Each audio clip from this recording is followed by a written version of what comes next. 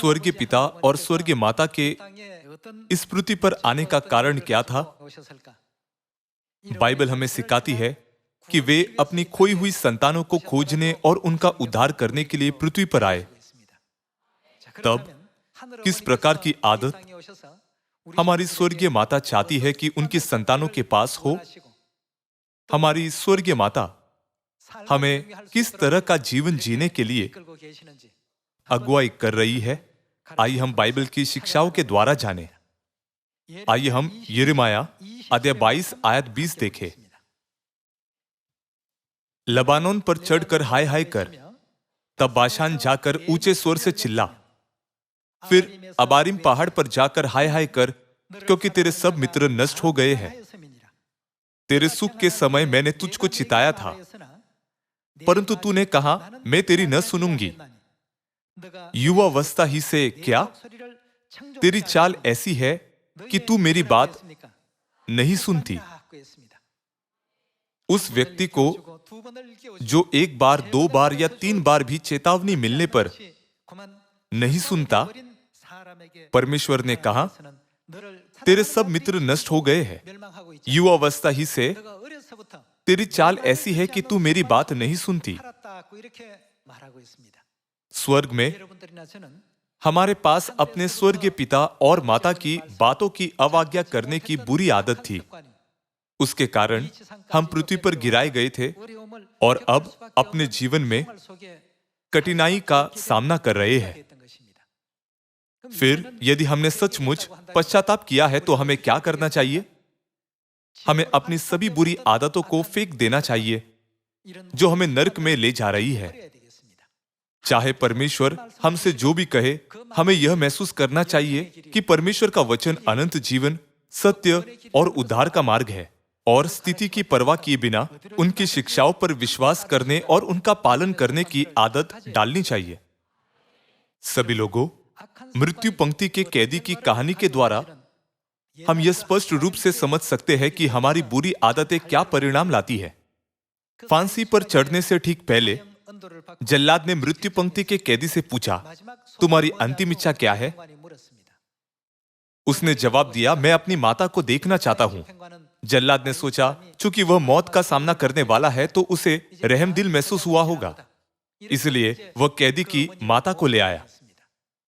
जब कैदी ने अपनी माता से बात करने के लिए समय मांगा तो उन्हें एक संलग्न कमरे में एक डेस्क पर बात करने के लिए 5 मिनट का समय दिया गया। लेकिन अचानक वह हिंसक हो गया और अपनी माता को मौके पर ही मार डाला। पलक झपकते ही यह घटना हुई। जल्लाद और आसपास के अधिकारी बहुत हैरान थे। वे एक एहसास के साथ उसकी माता को उसके लिए लाए, लेकिन उसने फांसी चढ़ने से पहले अपनी माता के साथ ऐसी बुरी हरकत की। जल्लाद हैरान थे और उसके मकसद पर सवाल उठा रहे थे। यह पता चला कि जब कैदी छोटा था तो उसका परिवार बेहद गरीब था, और जब भी वह दूसरों के घरों में जाता था तो वह चीजों की चोरी करता था। उसने दुकानों से भी चीजें चुराई। जब भी उसने ऐसा किया, उसकी माता ने उसे सजा नहीं दी, क्योंकि वह उसे चोट नहीं पहुंचाना चाहती थी। चूंकि अपने दोस्तों द्वारा उसकी हमेशा ठट्टा की जाती और मजाक उड़ाया जाता था, तो उसकी माता यह कहते हुए उसे प्रोत्साहित करना चाहती थी, अच्छा काम किया। इस तरह उसकी माता ने उसे बार बार बधाई दी। तब बच्चे ने सोचा, दूसरों की चीजें चुराना बुरी बात नहीं है, लेकिन इसके लिए बधाई दी जाती है। बहुत कम उम्र से वह अक्सर दूसरों के घरों से चीजें चुराता था। बड़े होने के बाद एक वयस्क के रूप में भी वह इस आदत को ठीक करने में सक्षम नहीं था। शुरुआत में उसने लोगों के घरों से चोरी की और बाद में उसे पकड़ लिया गया और वह कैद किया गया। रिहा होने के बाद वह नौकरी नहीं खोज सका और उसने फिर से वही अपराध किया। आखिरकार उसने किसी की जान ले ली और उसे मौत की सजा सुनाई गई। अधिकारियों को उसकी माता को देखने की इच्छा का उसका मकसद पता चला। अपनी माता के साथ 5 मिनटों के दौरान उसने इसके बारे में बात की। उसने पूछा, जब मैंने पहली बार किसी के घर से चोरी की थी तो तुमने मुझे सजा क्यों नहीं दी? क्यों तुमने मेरी तारीफ करते हुए कहा अच्छा काम किया? तुम्हारी शिक्षा के कारण मेरा जीवन आज समाप्त होने वाला है। उसने अपने लिए उसके विकृत प्रेम के कारण अपनी माता के प्रति शत्रुता रखी।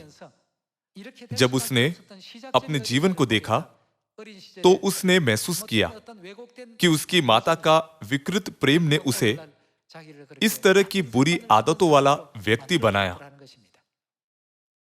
हमारी स्वर्गीय माता हमें ऐसा नहीं सिखाती।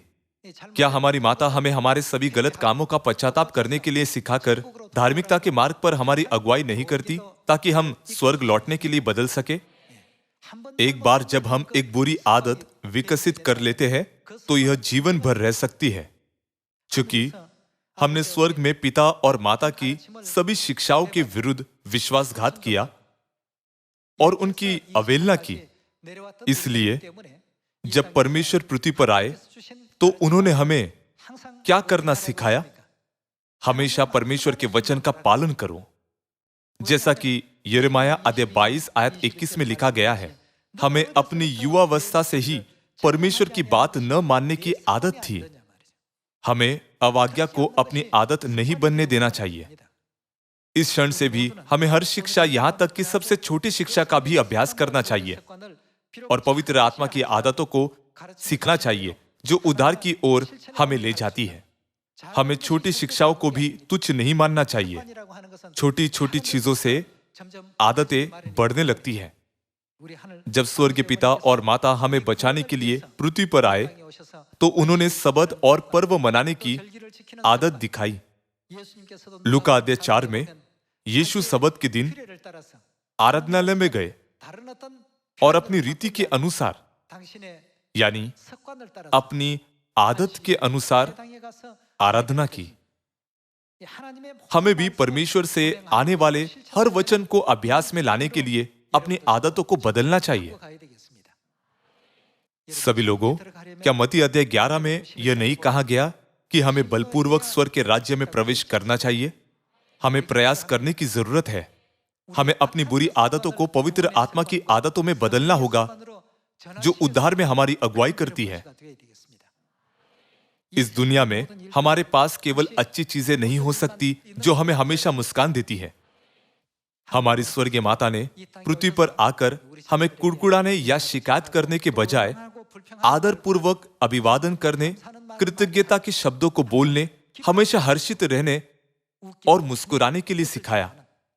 माता ने कहा, भले ही यदि मुस्कुराने की कोई बात नहीं है तो भी हमेशा मुस्कुराने और इस जीवन की कठिनाइयों पर जय पाने के लिए आपके दिल में कुछ जगह रखे। वह हमें इन अच्छी आदतों के लिए शिक्षित कर रही है।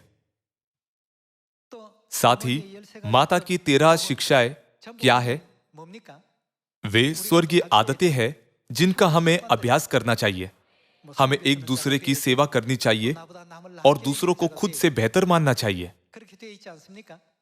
जिस तरह अब्राहम ने अपने भतीजे लूत को हर अच्छी चीज दी, उसी तरह हमें भी अपने भाइयों और बहनों को अच्छी चीजें देने की आदत बनानी चाहिए। हमें बुरी आदतों को थामे नहीं रखना चाहिए, लेकिन अच्छी आदतें बनानी चाहिए जिनसे परमेश्वर प्रसन्न होते हैं। अपने आप को पिता और माता की इच्छा स्मरण दिलाते हुए आइए हम इब्रानियों अध्याय 3 देखें। इब्रानियों अध्याय 3 आयत 14। क्योंकि हम मसीह के भागीदार हुए हैं, यदि हम अपने प्रथम भरोसे पर अंत तक दृढ़ता से स्थिर रहे, जैसा कहा जाता है, यदि आज तुम उसका शब्द सुनो तो हमें क्या नहीं करना चाहिए? अपने मनों को कठोर न करो जैसा कि क्रोध दिलाने के समय किया था। मनों को कठोर करना बुरी आदतों से आता है। जैसा कि यिर्मयाह अध्याय 22 आयत 21 में लिखा गया है, युवावस्था ही से तेरी चाल ऐसी है कि तू मेरी बात नहीं सुनती। अवाज्ञा कहां से आती है? कठोर मनों से। चूंकि लोगों के मन कठोर हो गए हैं, इसलिए वे अपनी बुरी आदतों को बदलना नहीं चाहते। भले ही परमेश्वर उन्हें स्वर्ग और सही मार्ग पर अगुवाई करने की चाहत से उन्हें कितना भी शिक्षित करने की कोशिश करते हो, उनके कठोर मन क्या लाते हैं? अवाज्ञा। चाहे बाइबल में परमेश्वर की शिक्षाओं को कितनी खूबसूरती से दर्ज क्यों ना किया गया हो, लेकिन लोग उन आदतों को थामे रहकर जो उन्हें विनाश की ओर ले जाएगी, उनका पालन नहीं करते और परमेश्वर की अवज्ञा करते हैं। आयत 14, क्योंकि हम मसीह के भागीदारी हुए हैं, यदि हम अपने प्रथम भरोसे पर अंत तक दृढ़ता से स्थिर रहे, जैसा कहा जाता है, यदि आज तुम उसका शब्द सुनो तो अपने मनों को कठोर न करो, जैसा कि क्रोध दिलाने के समय किया था। भला किन लोगों ने सुनकर भी क्रोध दिलाया? क्या उन सब ने नहीं जो मूसा के द्वारा मिस्र से निकले थे? और वह 40 वर्ष तक किन लोगों से क्रोधित रहा? क्या उन्हीं से नहीं जिन्होंने पाप किया और उनके शव जंगल में पड़े रहे? और उसने किन से शपथ खाई कि तुम मेरे विश्राम में प्रवेश करने न पाओगे? क्या केवल उनसे नहीं जिन्होंने क्या किया? आज्ञा न मानी। पृथ्वी पर सब कुछ स्वर्ग में का एक प्रतिबिंब है। यदि हम पृथ्वी पर अवज्ञा करना जारी रखते हैं, तो हम स्वर्ग जाने की अपेक्षा कैसे कर सकते हैं? क्या हम वहां जा सकते हैं? इसी कारण परमेश्वर हमें अपनी शिक्षाओं और नियमों के द्वारा परमेश्वर की आवाज को सही तरह से सुनने के लिए और पवित्र आत्मा की आदतों को सीखने के लिए शिक्षित कर रहे हैं, जो परमेश्वर की इच्छा के अंतर्गत उद्धार में हमारी अगुवाई करती है। चूंकि केवल उन शिक्षाओं से अच्छी तरह अभ्यस्त लोग ही स्वर्ग में प्रवेश कर सकते हैं, इसलिए हमें बुरी आदतें न बनाने के लिए सावधान रहना चाहिए। 10 बार परमेश्वर की अवज्ञा करने वालों को उस संख्या को 2 बार तक कम करना चाहिए और 2 बार अवज्ञा करने वालों को पूरी तरह से पालन करना चाहिए। इसे पूरा करने के लिए हमें प्रयास करने चाहिए। अन्यथा बाइबल सिखाती है कि हम स्वर्ग में कभी प्रवेश नहीं कर सकते। आइए हम आयत 18 के साथ जारी रखें।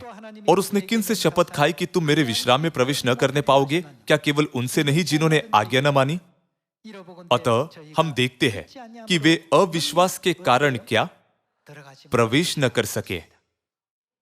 अंत में जो लोग अवज्ञा की बुरी आदतों के आदी होकर बड़े हुए, उन्हें कनान देश में प्रवेश करने की अनुमति नहीं दी गई। आत्मिक कनान स्वर्ग के राज्य में प्रवेश करने के लिए भी ऐसा ही है। फिर क्या आज्ञाकारिता का अभ्यास करना आसान है? नहीं, यह किसी के लिए भी आसान नहीं है। कभी कभी हमारे विचार परमेश्वर की इच्छा के साथ संरेखित होते हैं, लेकिन कई बार ऐसा होता है जब परमेश्वर हमारी इच्छा की तुलना में हमें एक अलग दिशा में निर्देशित करते हैं। जब ऐसा होता है तो बहुत मुश्किल होता है। भले ही यह मुश्किल है, लेकिन हमें क्या करना चाहिए? हमें परमेश्वर के मार्गदर्शन का पालन करने के लिए अपनी आदत बनानी चाहिए। तब हम अंत में परमेश्वर की इच्छा को समझेंगे। परमेश्वर ने इस शानदार मार्ग में मेरा नेतृत्व किया जो उन्होंने मेरे लिए तैयार किया था। इससे पहले मुझे नहीं पता था कि परमेश्वर ने मेरे लिए यह सब तैयार किया था। परमेश्वर ने हमें कई अच्छी आदतें दी है। नई वाचा मनाने की आदत, परमेश्वर के वचन को मानने की आदत, सामरिया में और पृथ्वी की छोर तक सुसमाचार प्रचार करने की आदत, परमेश्वर की इच्छा के अनुसार यत्न से प्रार्थना करने की आदत, जो अच्छा है उसे थामे रहने और बुराई से दूर रहने की आदत। बाइबल की इन शिक्षाओं के द्वारा परमेश्वर हमें शिक्षित करते हैं ताकि हम अपनी सारी आदतें बदल सके और स्वर्गीय नागरिक बने जो स्वर्ग में प्रवेश कर सकते हैं। जब हम किसी चीज के बारे में बार बार सोचते हैं तो उसे हमारे कार्यों के द्वारा दिखाया जाएगा। यह कहा जाता है कि किसी व्यक्ति का खुशी सूचकांक उनके विचारों के उत्पाद के लिए आनुपातिक है। यदि हमारा मन परमेश्वर के वचन के प्रति नाखुश विचारों और अवज्ञा से भरा है, और यदि हम इन विचारों के साथ 60, 70 या 80 साल जीते हैं, तो हमारा खुशी सूचकांक 0 के करीब होगा।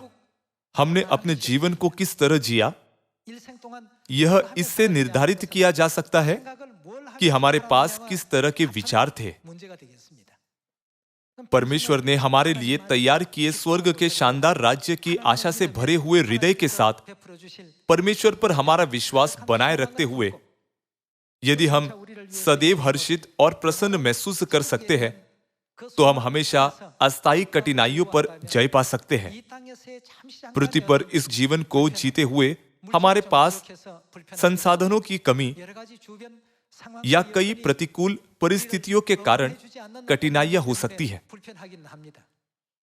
लेकिन परमेश्वर ने हमें और अधिक शानदार भविष्य प्रदान करने के लिए हमारी परिस्थितियों को थोड़ा चुनौतीपूर्ण बनाया है। परमेश्वर ने हमें दर्द में पीड़ित करने के लिए हमारे परिवेश को कठिन नहीं बनाया है। परमेश्वर सर्वशक्तिमान सृष्टिकर्ता है जिन्होंने आकाश और पृथ्वी को बनाया। परमेश्वर की ईश्वरीय शक्ति को समझकर हमें कृतज्ञता के साथ उस जीवन को जीना चाहिए जो परमेश्वर ने हमें दिया है। साथ ही मुझे ईमानदारी से आशा है कि हम सभी स्वर्ग के राज्य के लोगों के रूप में सोचेंगे, बोलेंगे और कार्य करेंगे और दूसरों को भी ऐसा करना सिखाएंगे। आइए हम पिता और माता के सत्य के वचनों से आनंदित हो और बुरी आदतों को थामे रहने के बजाय अच्छी आदतों को रखें जो उद्धार की ओर हमें ले जा सकती है। क्या यह अद्भुत नहीं होगा यदि संसार से हताश हुए सदस्यों को सियोन में महसूस की गई शांति से बहुत राहत मिले? जैसे माता ने कहा, आशीष उन लोगों पर आती है जो मुस्कुराते हैं, आशा करते हुए कि सियोन मुस्कुराहट और खुशी और आनंद की आवाज के साथ उमड़ेगा। मैं इस उपदेश को समाप्त करना चाहूंगा। आपका बहुत बहुत धन्यवाद।